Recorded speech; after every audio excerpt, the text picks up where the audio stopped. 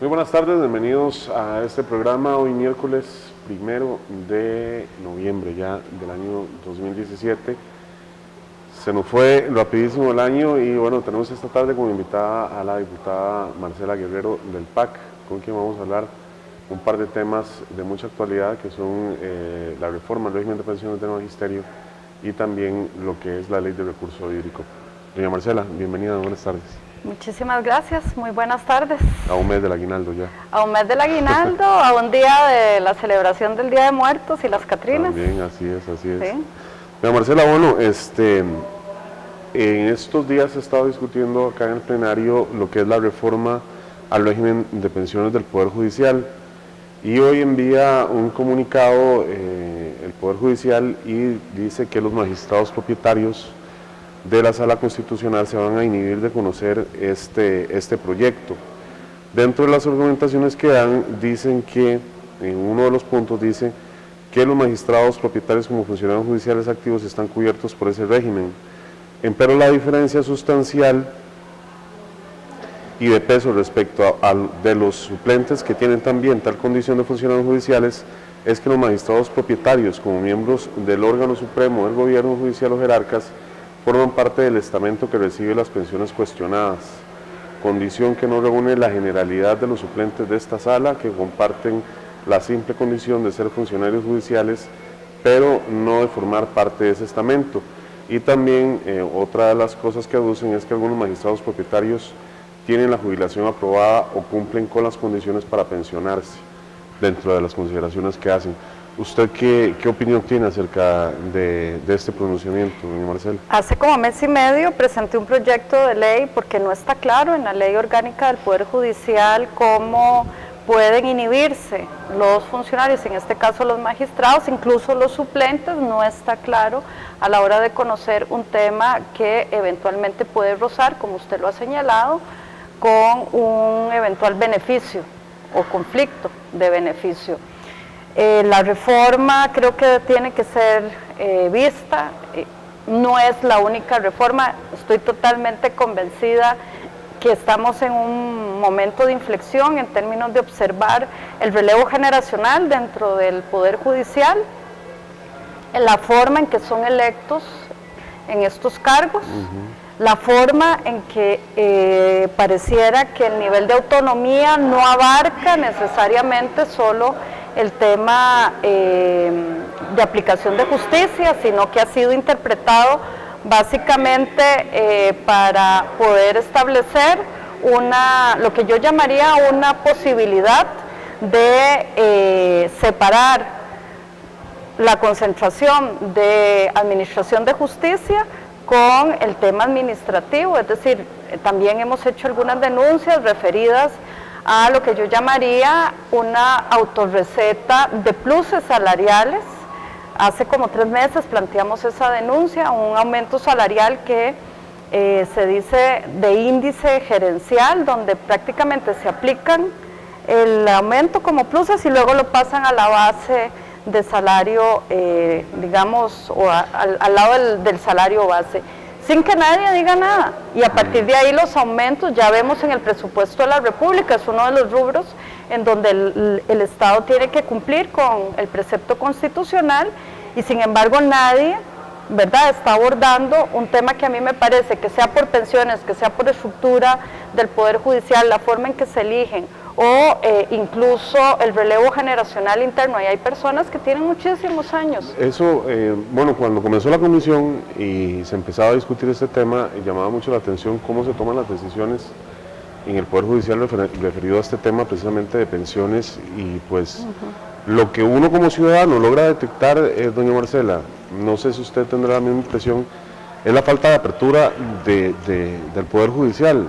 Una de los esfuerzos que se han venido en la Asamblea Legislativa es el tema del Parlamento abierto, que las personas que así lo quieran puedan revisar toda la información de proveedores, de salarios, de los temas que se tocan en comisión, inclusive el esfuerzo que se hace en televisión de transmitir las comisiones y los eventos es parte de ello. pareciera que en el Poder Judicial este tema todavía está... Hay que diferenciar dos cosas en términos de lo que es el acceso a la información y la transparencia. En este caso, el Poder Judicial ha señalado una serie de esfuerzos en términos de transparencia, pero creo que estamos hablando de una reforma mucho más amplia y profunda, porque el Estado de Justicia ha señalado que es digamos, el hijito del Estado de la Nación, ¿verdad? Uno de los hijitos del Estado de la Nación, ha señalado que viene, la eficiencia dentro del Poder Judicial viene deteriorándose, es decir, los casos para el nivel de inversión no está siendo tan efectiva la resolución y la administración de justicia. Ese informe también salió hace unos meses. Aquí no hay que ver el Estado como un fin en sí mismo, sino como un medio para alcanzar ciertos objetivos. A mí me queda de todo este esfuerzo que se ha hecho alrededor del régimen de pensiones del Poder Judicial la sensación de que pareciera que la Corte, incluso el Poder Judicial, tiene una institucionalidad que cuidar, pero sin embargo hay personas que sienten que están sobre la ley, ¿verdad? Yo lo viví con el tema de pensiones, aquí hay compañeros y compañeras que pareciera, no sé si es una costumbre generacional de cohabitar con acuerdos entre altos funcionarios. Yo creo que lo que vos señalás es lo más sano, es el paso siguiente a la democracia. Hay un proyecto, el 19.113, que tiene que ver con que las instituciones puedan tener, así como lo tiene el tema de Estado abierto, Parlamento abierto, incluso se ha firmado un acuerdo entre el Tribunal, la Corte, el Poder Ejecutivo y la Asamblea Legislativa para poner a disposición, uno, la mayor cantidad de información, que es lo que vos decís. Para esto ocupás una serie de protocolos, es decir, el derecho a petición en mi criterio no es suficiente, ¿verdad? Lo hemos visto incluso con instituciones, yo tan familiarizada con el CTP, la dificultad que hay para que le den información a la gente. Entonces el tema, uno es el acceso a información. Usted como diputado, ahora una persona, un es ciudadano, impresionante, digamos, que no ocupa yo tuve que meter un recurso para que me dieran información, y cada vez esto es más serio en términos del funcionamiento, porque no es solo acceder a la información, sino que esta información sea legible. ¿De qué nos vale tener portales abiertos si no está en un lenguaje que es, digamos, lo suficientemente al alcance de la persona o de cualquier ciudadano? Y lo otro tiene que ver con la transparencia, es decir, el funcionario público es un funcionario público, es un funcionario pagado y es un funcionario que tiene que rendir cuentas. Esa es otra cosa que también a mí me queda de lección. Pareciera que pedir cuentas eventualmente casi que es un pecado y da como temor frente a algunas instituciones como la Corte pedir cuentas, ¿verdad? Marcelo, otro tema es la ley de recurso hídrico. Se ha estado discutiendo el tema, bueno, ayer ya se logró tramitar. Sin embargo, pues queda sobre el tapete toda la discordia esta del proyecto que se ha presentado por iniciativa popular, el texto sustitutivo, en fin, ¿cuál es su posición? Este es un tema que me parece relevante en términos y para las tareas que yo me he puesto desde mi despacho, sobre todo desde el tema de cambio climático. Es de los temas más apremiantes en términos de su administración, de su contabilidad, de su cuidado, de su fiscalización. El recurso hídrico probablemente sea un bien tan apreciado ya lo es, como cualquier materia preciosa en este mundo, así lo pongo. De ahí que una estructura como la que se nos ha heredado desde los años 40 pareciera que no tiene todas las condiciones. Hay personas que señalan que no hace falta la modernización de la estructura legal. Yo creo que sí hace falta.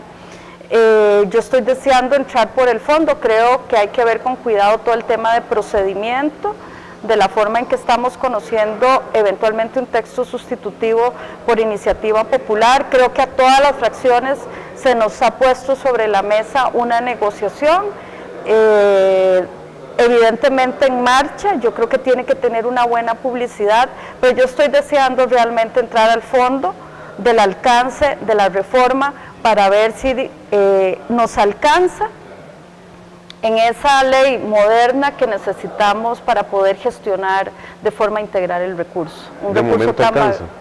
Yo considero que la gobernanza que se le está dando, tiene que haber un ente rector, tiene que dársele recursos, se está creando un fondo que me parece sustantivo, se le está dando valor social, valor económico, valor cultural. El valor económico no es mercantilizar el recurso, lo que se está señalando en el texto es que el valor económico es para cobrar por los usos una serie de cánones que incluso se van a usar para poder tener una materialidad de los fines de la ley. Se está declarando de derecho humano al agua, se está señalando, no es una ley que regula entes en particular, está señalándose las opciones que quedan en términos de esa institucionalidad y cómo entra a articularse. Algunas cosas a mí me hubiese gustado que queden mucho más específicas en términos de garantizar la participación ciudadana. Se estaba poniendo el tema de unidad de cuenca, comunidad de planificación, eso te da una integralidad. Y bueno, yo creo que vamos a debatir y vamos a dar la cara y también veremos si hay nuevas opciones. Yo creo que este es un tema que tiene 16 años discutiéndose. Si pasa para el otro cuatrienio, pues pasará, pero vamos a hacer un esfuerzo por afinar un texto que el país ocupa. Bien, doña Marcela, muchísimas gracias por compartir con nosotros. Quédese con nosotros, ya casi volvemos con más información.